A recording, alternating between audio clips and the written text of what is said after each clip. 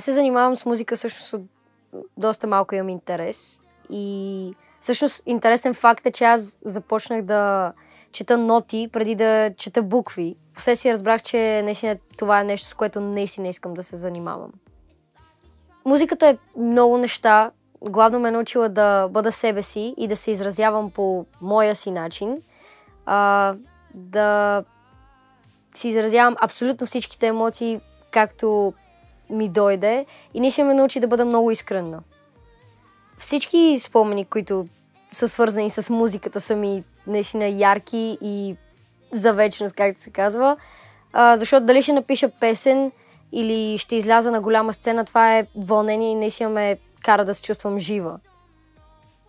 Артистите, които ме вдъхновяват най-много са Еми Уайнхаус, Елвис Пресли и Адел, защото правят това, което обичат и мога да взема голям пример за много неща от тях.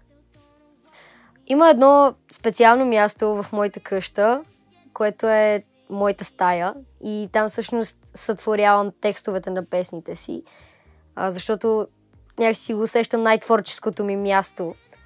И всички текстове, които пиша, всички песни, които създавам, винаги са по действителни случаи. Дали нещо ще ме е натъжило или ще ме е зарадвало, винаги гледам да пиша по действителни случаи.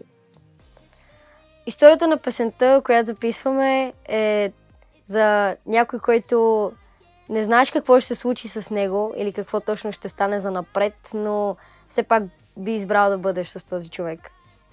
Моите мечти и цели, свързани с музиката, са да покорявам големи сцени и да пиша музика, която хората да им харесва и да ги докосвам с нея.